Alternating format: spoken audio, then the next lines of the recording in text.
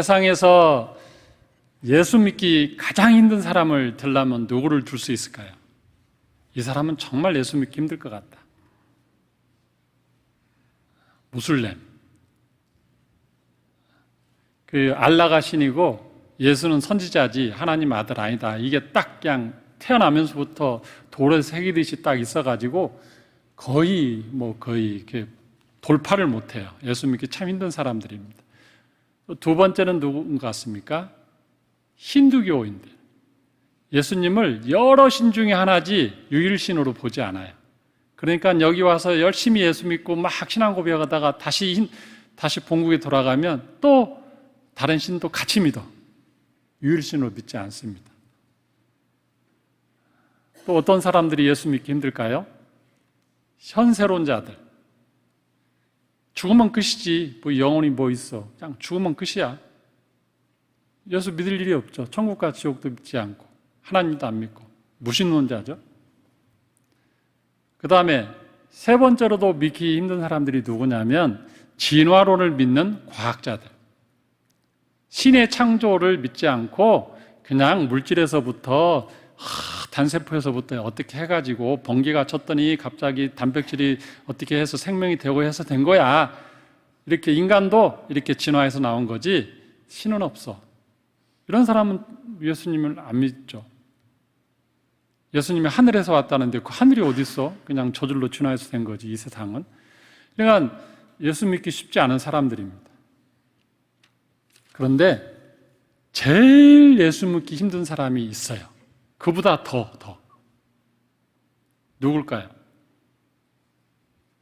예수님의 동생들. 한번 생각해 보세요. 예수님의 동생들이 예수님을 하나님이라고 믿기가 쉽습니까? 하나님의 아들이라고 믿기 쉬웠을까요? 예수님의 동생들이 마태복음 15장 33절에 보면 4명이 있습니다. 15장에 한 13장 55절. 13장 55절을 보면 예수님이 이렇게 하는 행동을 보고 사람들이 의아해합니다. 본인이 메시아라는데 내가 볼 때는 메시아가 아닌데? 왜냐하면 그는 지금 그의 아버지가 목수잖아. 그리고 그의 엄마는 마리아고 그 동생들이 우리가 잘 아듯이 야고보 있지, 요셉 있지, 시몬 있지, 유다 있지. 4명이 동생이 있는데 어떻게 그가 하나님의 아들이고 메시아라고 하지? 이렇게 말하는 장면이 나와요. 그 4명의 동생들이 나중에 형이 뭔가 잘못된 것 같아가지고 미쳤다고 하면서 데리러 가요. 형 그러면 안 돼. 동생들 입장에서 볼 때는 수십 년 동안 같이 살았던 형이 나이 30이 딱 되더니 가출해버린 거야. 느낌 오세요? 가출한 거예요. 동생들 입장에서 볼 때는 가출한 거예요. 형이. 아버지 돌아가셨어. 형이 이제 가장으로서 집안을 책임을 져야 되는데 형이 그 책임을 지지 않고 가출했네. 처음에는 뭐 하나 봤더니 들려오는 소문이 그래도 꽤 처음에는 호의적인 소문이었어요. 회당에서 가르치는데 말씀을 가르치는데 기가 막히게 가르치는데 사두개인이나 그 어떤 사람이 가르치는 것보다 더 잘 가르친대. 귀신도 내쫓는데 병도 고친대. 그런 사람들이 말하기를 야 선지자가 왔다. 랍비다. 이렇게 불리니까 갑자기 동생들이 형이 집 나가서 그래도 좀 우쭐하죠. 이제 너 형 맞아? 너 형 맞아? 동생 우리 형이야. 이랬겠죠?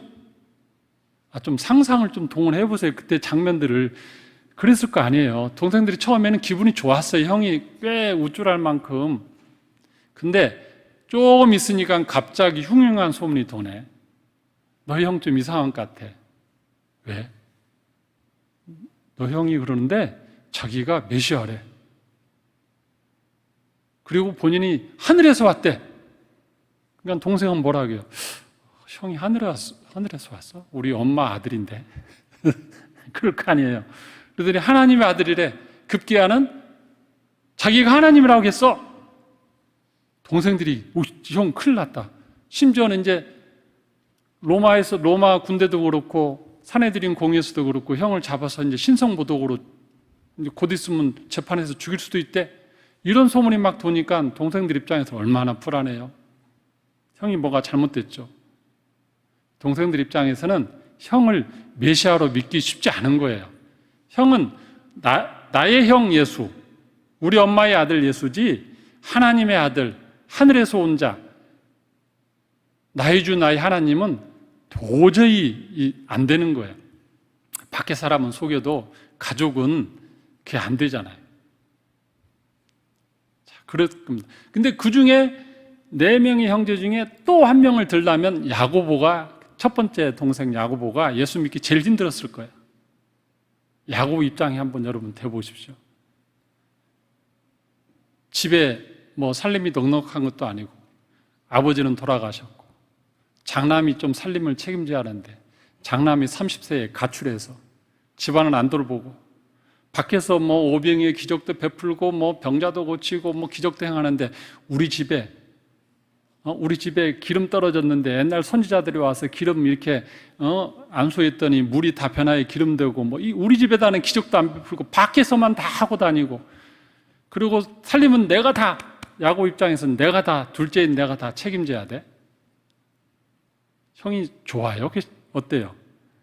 나라면 괘씸할 것 같아. 나라면 좀 마음에 안 들어. 그래서 예수님을 메시아, 하나님의 아들, 하나님으로 믿기 제일 힘든 사람 중에 하나가 내가 볼 때는 과학자도 아니고 지금의 뭐 유물론자 이런 게 아니고 야고보다 이렇게 생각합니다. 근데 동의가 되십니까? 동의하리라 믿고 다음 설을 계속 진행하겠습니다. 동의가 돼야 다음 말이 가니까 충분히 납득할 만한 어떤 상황입니다. 그런데 이 야고보가 어떤 계기를 통해서 예수님을 나의 구세주로 믿습니다. 그도 베드로나 도마가 했던 그 고백을 하고 그 신앙의 공동체 안으로 들어옵니다. 그거는 어떤 계기가 있었는가는 제가 따로 띄어서 다음에 설교를 하겠습니다. 그분이 너무 길어서 따로 할 거고. 결과적으로 그는 바뀌었어요. 그는 예수님을 하나님의 아들로 믿고 하늘로서 온 자로 믿고 이제 나의 형이 아닌 메시아로 믿습니다. 대단한 거예요. 자, 어떻게 그가 신앙이 자라는가를 3단계를 거쳐서 자라는데 한번 보겠습니다. 첫 번째는 관리 집사급으로 신앙이 자랍니다. 관리 집사. 성경에 그런 게 어디 있어? 그럴 수 있는데 본문을 보면은 관리 집사란 말을 쓸 수 있습니다. 그게 어디냐면 사도행전 12장 보세요. 사도행전 12장. 그런 3단계에 걸쳐서 그의 신앙이 자라는데 첫 번째는 관리 집사급 정도로 그의 위치가 자리매김을 합니다. 사도행전 12장 1절에서부터 4절까지 읽겠습니다. 시작. 그때에 헤로드 왕이 손을 들어 교회 중에 몇 사람을 해하려 하여 요한의 형제 야고보를 칼로 죽이니 유대인들이 이 일을 기뻐하는 것을 보고 베드로도 잡으려 할새 때는 무교절 기간이라 잡음에 옥에 가두어 구린 내식인 네파에게 맡겨 지키고 6월절 후에 백성 앞에 끌어내고자 하더라. 이 장면이 어떤 장면이냐면 예수님이 승천하신 다음에 제자들에게 2번의 큰 박해가 있었습니다. 첫 번째는 스데반 집사가 순교하는 그 박해, 본격적인 박해가 시작이 됐어요. 그래서 스데반 순교 후에 많은 사람들이 다 흩어졌죠. 그러면서 이제 많은 안디옥 교회도 생기고 여러 가지 교회가 생겼잖아요. 2번째 박해가 이번입니다. 사도행전 12장. 그때는 뭐냐면 이 헤롯 아그리파 왕이 이렇게 보니까 너무너무 이 나사렛파, 그러니까 예수교를 믿는 사람들이 급증하면서 이 통치 기반이 어수선해진 거예요. 그전에는 유대교 하나만 있었기 때문에 여기를 유대교의 사내들인하고만 잘 관계를 맺으면 통치하기 쉬웠는데 갑자기 나사렛파가 등장하면서 두 파가 돼갖고 자기들끼리 싸우고 막 시끌시끌하고 예루살렘이 온 난리가 난 거예요. 그러니까 헤롯 아그리파가 가만히 보니 어느 편을 들어야지 내가 통치자로서 이 지역을 잘 다스릴까 보니까 그래도 사내들인 공의에 기존 유대교를 편드는 게 편한 거예요, 통치가. 그래서 제자 중에 하나를 잡아들였습니다. 그게 누굽니까?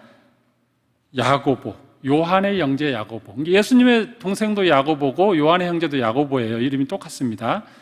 그 요한의 형제, 그 사도 요한의 형제 사도 야고보를 잡아서 죽였어요. 그러니까 유대교를 믿었던 수많은 사람들이 만세를 불렀어. 와, 헤롯이 우리 편 들었네? 그러면서 산헤드린 공회가 여기저기서 당신 참 훌륭한 사람이야. 이 지역을 다스릴 자격이 있어. 이런 식으로 계속 옹호를 하니까, 환호를 하니까 이제 헤롯 아그리빠가 그래, 내가 이렇게 하니까 인기가 좀 올라가네. 이 지역 통치하기 쉽네. 그렇다면 대장인 베드로를 잡아 죽이면 내 인기가 더 좋아지겠지. 그래서 보면은 이제 유대인이 기빵을 보고 베드로를 잡아다 감옥에 넣었어요. 그리고 이제 6월절이 끝나면, 이 명절이 끝나면 그 다음에 그를 죽여야겠다 이렇게 생각하고 있었어요. 그때 많은 사람들이, 야고보가 죽고 난 이후에 많은 사람들이 위축돼서 숨었죠. 그런데 또 베드로가 잡혀갔다는 소식을 듣고 마가의 어머니 집에 모여갖고 중보기도를 했어요. 베드로는 살려주세요. 베드로 살려주세요. 그렇게. 그런데 그때 천사가 이 감옥에 나타납니다. 이제 사도행전 12장 보면 쭉 나와요. 제가 말로 설명할 겁니다. 천사가 나와서 그를 옥에서 풀어주고 그를 나가게 합니다. 베드로는 이게 꿈인지 생신지 환상인지 생신지 구분 못하다가 나오니까 길거리야 자기가 있어. 천사는 떠나고 내가 천사가 와서 나를 풀어줬구나. 그러고 이제 자기를 위해서 기도하는 그곳에 가요. 그게 이제 17절입니다. 문을 두드리니까 사람들이 놀래죠. 어떻게 베드로가 나왔지? 로마 병사가 4명씩이나 옆에서 지키고 있는데 어떻게 나왔지? 베드로가 그들에게 손짓하여 조용하게 하고 주께서 자기를 이끌어 옥에서 나오게 하던 일을 말하고 또 야고보와 형제들에게 이 말을 전하라 하고 떠나 다른 곳으로 가니라. 여기서 야고보라는 사람을 딱 꼭 집어서 먼저 말합니다. 야고보와 다른 형제들에게 여기를 잘 부탁한다 하고 사도들은 다 뿔뿔이 흩어졌어요. 왜냐하면 지금 헤롯 아그리빠가 사도들은 잡히기만 하면 다 죽이려고 마음먹었기 때문에 다 지금 어디로 숨어야 되고 떠나야 되는 상황이었어요. 그때 베드로도 결국에는 감옥에 잡혔지만 풀려나서 다른 데로 피신을 가는 거죠. 그때 누구에게 인사말을 남기고 갑니까? 여기 보면 야고보와 형제들에게 말을 맡기고. 이해되세요? 그냥 그 대표급 중에 야고보에게 맡겼어요. 그러니까 야고보는 지금 사도도 아니에요. 예수님 동생 야고보는 사도가 아니에요. 그런데 사도들이 다 떠난 그 자리를 누가 지키냐? 야고보가 그 예루살렘을 지킵니다. 그래서 제가 가칭 관리 집사 역할을 했다. 그렇게 말씀드리는 거예요. 사도들이 다 떠난 그곳을 이 예수님 동생 야고보가 지키고 있었다. 그러면서 거기서 교회를 잘 어떤 케어를 했던 것 같아요. 아마 사도들의 신임을 받은 것 같아. 예수 믿은 지는 마가다락방 사건 이후로 믿은 지 얼마 안 되지만 그러나 그가 계속해서 신앙이 자라납니다. 어느 정도까지 자라는가? 사도행전 15장으로 가겠습니다. 사도행전 15장. 사도행전 15장은 아주 굉장히 중요한 장입니다. 어떤 장이냐면 예루살렘 1차 공회가 열렸던 사건이 기록된 장이에요. 예루살렘에 옛날에 보면 초대교회 때부터 했고 공회를 계속해서 엽니다. 그러면서 로마 카톨릭 때도 그렇고 계속 공회를 열어갖고 뭘 하냐면 이 성경에 기록이 안 돼 있는 애매한 사건들이 교회 현장에서 많은 사건 사고들이 나오면 이거를 교통정리를 하는 회의를 해요. 최고 회의. 여기를 통해서 교리도 확립하고 여러 가지 사건들을 교통정리를 합니다. 근데 제일 첫 번째로 열렸던 그 예루살렘 총회가 이 사도행전 15장에 있습니다. 그러면 그때 이슈가 뭐였냐?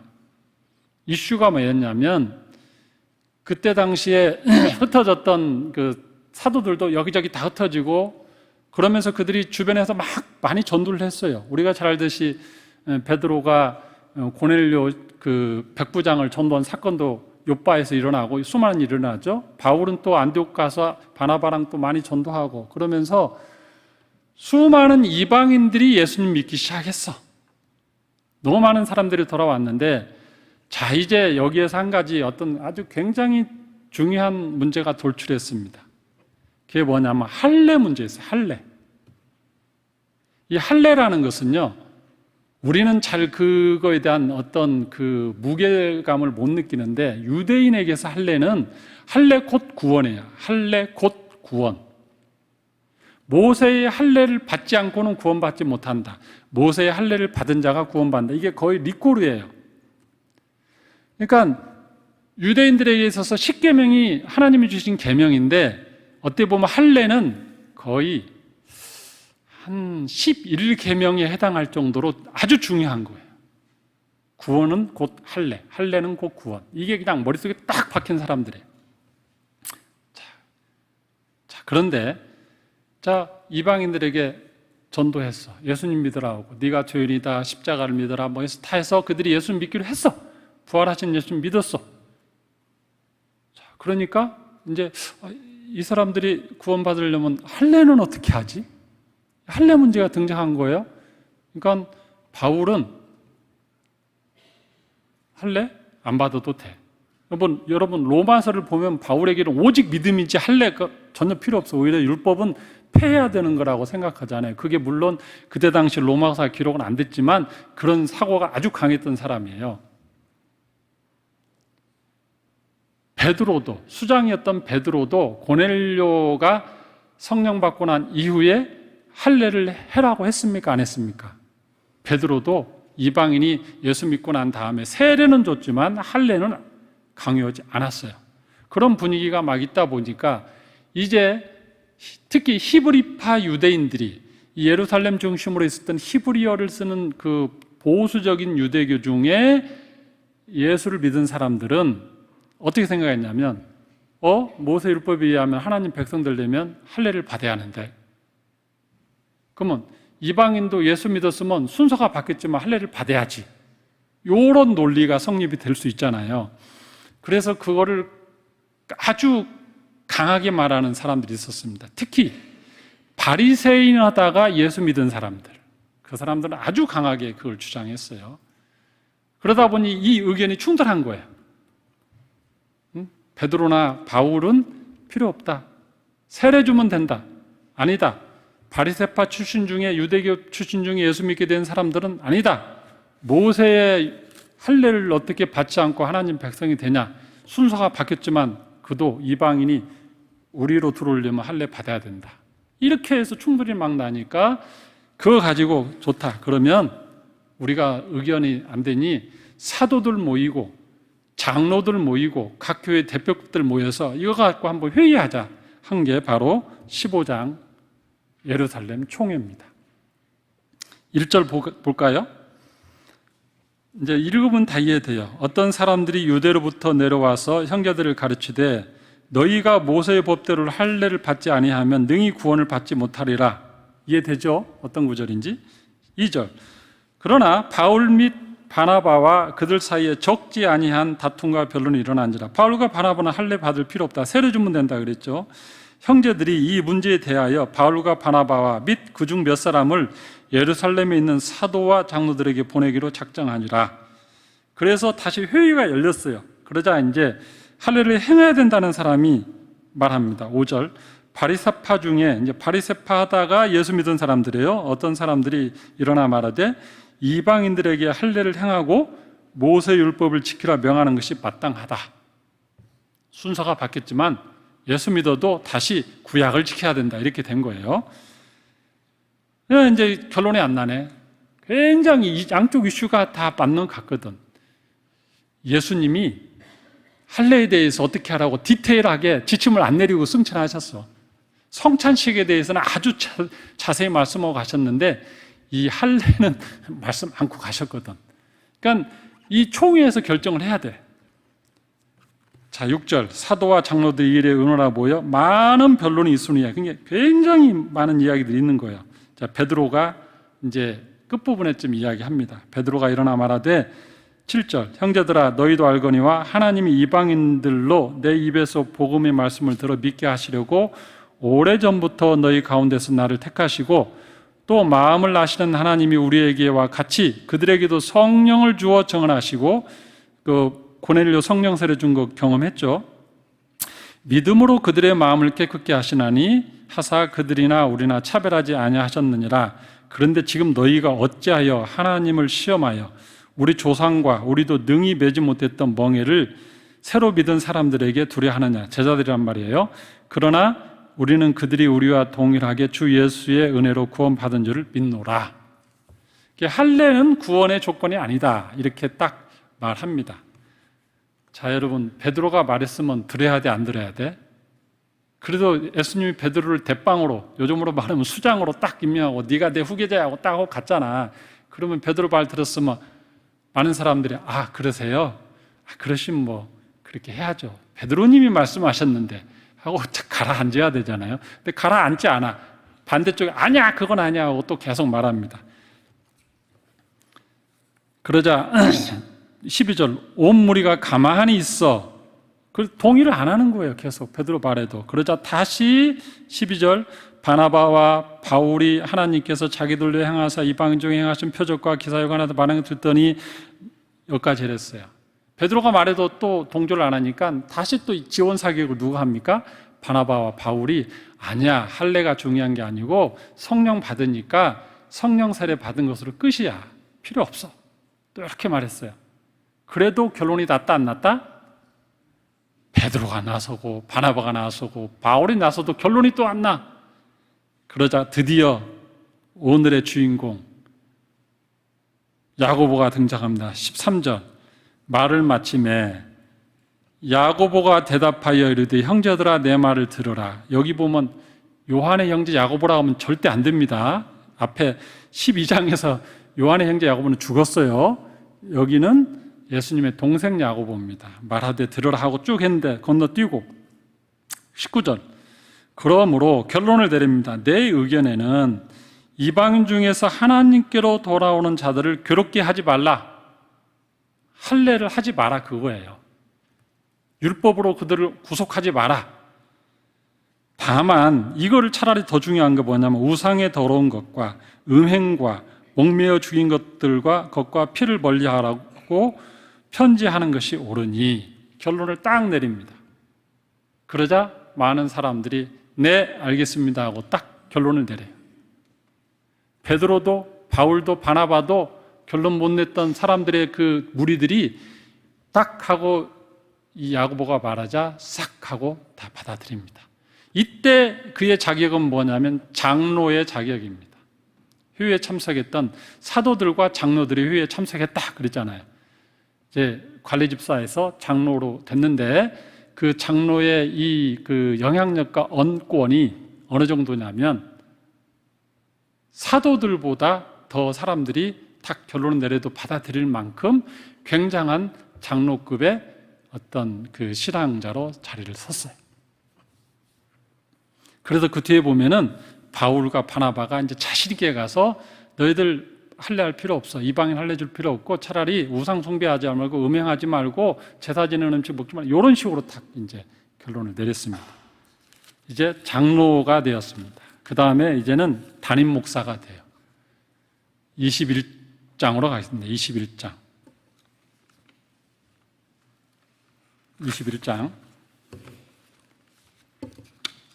여러분들도 이 예수님 동생 야고보에 대해서 이렇게 전체적으로 설교를 들어본 적이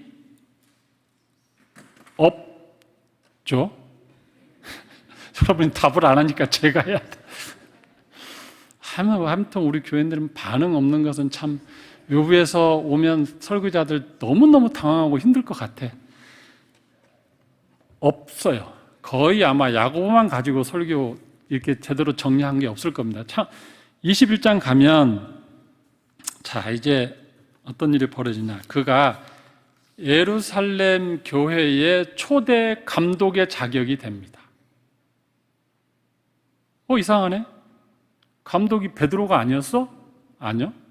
예루살렘 교회 초대 감독이 예수님 동생 야고보였어요. 21장 17절을 보겠습니다. 바울이 3차 선교여행 가신 거 아시죠? 선교여행을 열심히 다녀왔어요. 죽을 고비도 여러 번 넘기면서. 그러다가 17절에 예루살렘에 이르니 형제들이 우리를 기꺼이 영접하거늘, 이게 바울이 왔다는 거예요. 그 이튿날 바울이 우리와 함께, 그 우리라는 사람은 누가라는 그 의사죠. 우리와 함께 야고보에게로 들어가니 장로들도 다 있더라.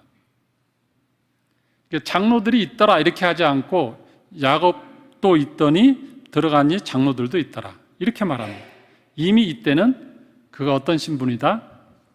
담임 목사, 지금으로 말하면 담임 목사, 그때로 말하면 초대 감독의 신분으로 딱 있는 거예요. 그러고 어떤 일을 하냐면 19절, 바울이 무난하고, 그 천하의 바울이 무난하고 하나님이 자기의 사역으로 말미암아 이방 가운데 하신 일을 낱낱이, 이 낱낱이라는 말이 중요해요. 대충 그냥 한 게 아니고 낱낱이 보고하다. 이게 선교사가 교회에 선교지 사역 보고하듯이 낱낱이 보고하는데 그 수장이 누구였다? 예수님 동생 야고보다. 초대 감독. 여기까지 신앙이 자란 거예요. 여기까지. 사람들의 인정을 받고 그 짧은 시간 내에 예수님의 12사도는 공생애 12년간, 아니 3년을 같이 있으면서 계속 하다가 그렇게 권위를 인정받았어요. 근데 이 야고보는 너무 짧은 시간에 이렇게 관리집사급 역할, 모든 사람들이, 사도들이 없을 때 그 교회를 지키는 역할, 그러다가 예루살렘 총회에서 많은 의견들이 분분할 때 최종 결론을 내리는 영향력 있는 장로, 그리고 여기 21장 보면은 담임 목사 자격으로 바울의 선교 보고를 받습니다. 여러분, 사도행전 하면 바울이 주인공이죠. 앞부분은 베드로, 뒤에는 바울. 그러나 자세히 보니까 또 다른 주인공이, 숨겨진 주인공이 하나 있다. 예수님 동생 야고보. 이 바울이 나중에 이 사건 이후에 순교하는 일이 벌어지는데 어떤 일이 있었냐면 이때 또 할례 사건이 또 2차로 불거져요. 눈으로 한번 성경 보면서 제 설교를 들으시면 됩니다. 이 야고보가 바울에게 권면합니다. 너가 선교지에서 했던 수많은 일들이 너가 보고하기 전에 많은 보고를 내가 들었는데, 바울 선교사님이 하신 거 보고 들었는데 굉장히 좀 그 분위기, 여기 분위기가 안 좋다. 그게 뭐냐면 바울 선교사가 할례를 이방인들에게 하지 말라고 한 것까지는 우리 예루살렘 총회에서 결정했고 바리새 출신들 그 어떤 장로든 성도들도 동의해서 문제가 없었는데, 이 바울이 무슨 일을 했냐면 이 유대인들이 이 예루살렘 중심으로 있었던 히브리 말을 쓰는 히브리파 유대인들이 있을 거 아닙니까? 반면에 여기저기 멀리 흩어져 있는 헬라 말을 쓰는 헬라파 유대인들이 있어요. 지금으로 말하면 이제 우리나라 그 미국이든 뭐 캐나다나 이민 가 있는 한국인들이죠. 멀리 가 있는 사람들인데 이 사람들은 헬라 말을 쓰니까 헬라파 유대인이야. 모국어도 많이 잊어버렸어. 근데 대개 일대 때 사람들은 할례를 받았어. 근데 이 아들들이 할례를 안 받았네. 해외에 있으니까 안 받았어. 왜? 헬라파 유대인들은, 히브리파 유대인들은 당연히 거기 살면서 아들들도 할례를 계속 하는데 멀리 가 있는 헬라파 유대인들 아들은 할례를 안 받은 사람이 많았던 거예요. 자, 근데 예수님이 바울이 가서 복음을 전도를 막 하다가 이방인도 당연히 돌아오지만 또 누가 돌아옵니까? 헬라파 유대인들도 주님에게 돌아오죠. 예수 믿고. 그리고 그 자녀들도 예수 믿죠. 자, 이제 두 번째 문제가 나와서 할례. 할례파 유대인 아들들은 할례를 안 받고 예수 믿었는데 얘들은 또 어떻게 해?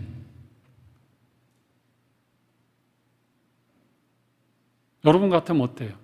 첫 번째는 이방인은 아주 간단했는데 유대인들이 이거 어떻게 할 거야? 답이 없어요. 사실 이게 정답이 없어. 받아도 되고 안 받아도 돼. 근데 그때 분위기는 이 히브리파 유대인들, 본교회를 이렇게 주로 지키는 히브리파 유대인들은, 유대인이면서 예수 믿었던 사람들은 그래도 유대인들은 모세 율법을 지켜야지. 그 정도는 기본이지. 해외 나갔다가 안 받아. 그들이 잘못한 거지. 그래도 유대인인데, 아브라함의 후손인데, 그 정서가 강했어요. 그러니까 진리는 아닌데 그 정서가 강했다니까요. 그러다 보니까 바울이 다니면서 할례 받지 않아도 돼 하고 바울은 이방인은 자녀 받지 않아도 된다는 것을 확대 해석해서 헬라파 유대인 자녀도 받지 않아도 된다 이렇게 하고 그냥 다닌 거예요. 그러니까 유대인들이 쫓아다니면서 네가 모세 율법을 피한다고 하면서는 돌을 갖다 막 죽이려고 하는 일이 벌어졌고, 이제 그가 예루살렘에 왔다니까 그를 잡아 죽이려고 한 거야. 그러니까 그게 걱정이 돼서 야고보가 당신 그러다 죽게 생겼어. 그러니 이 헬라파 자녀들 할례까지 막은 것은 조금 지금 급진적이야. 지금 분위기가 그래. 여기 보면 바리새파 출신이면서 예수 믿은 여기 사람들이 수만 명이야. 그 사람들조차 자기 바울에 대해서 안 좋아해. 그러니 예수 안 믿는 유대인들은 당신 죽이는 것 지금 일도 아니야. 그러면서 빨리 성전에 가서 결례를 행하고 바울도 율법을 잘 지키는 사람이야 하고 그거를 피할 길을 열어주는 거야. 그게 이제 사도행전 21장 사건입니다. 오늘 설교 내용이 좀 길었어요. 이거 끊을 수가 없어요. 새까지 가야 돼서 그래. 결국에 그렇게 해서 바울도 야고보의 말을 듣고 순종하고, 그 천하의 바울이 지 마음대로 오직 믿음으로 하던 그도 야고보님 말씀하시니까 가서 그래 성전에 가서 결례를 행하고 피할 길을 도모하지만 결국에는 피하지 못하고 나중에 끌려가서 순교하죠. 자, 이제 결론을 말씀드리겠습니다. 사랑하는 성도 여러분, 세상에서 가장 예수 믿기 힘든 사람 중에 하나가 예수님의 동생들이고 그 중에 최고는 야고보였다.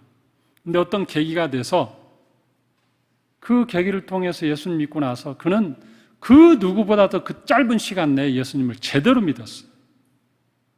관리집사에서 장로로 감독으로 그렇게 신앙이 자라고, 모든 베드로도 그를 인정하고 수장으로 인정하고 바울도 그를 수장으로 인정하고 바나바도 인정하고 모든 사도가 예루살렘 교회의 수장은 당신이요 하고 딱 초대 감독으로 세운 거예요.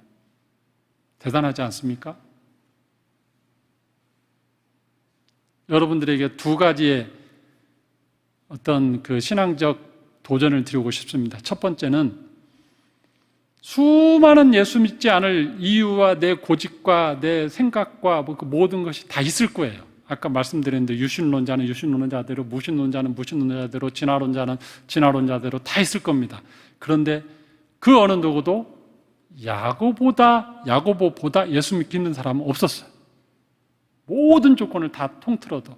근데 그가 믿었던 예수라면 여러분들의 마음에 갈등이 있고 확신이 안 가고 지적으로, 감정적으로, 의지적으로 잘 안 믿어진다면 야고보를 생각하시죠. 그도 믿었다면 내가 못 믿을 이유가 없는 거예요.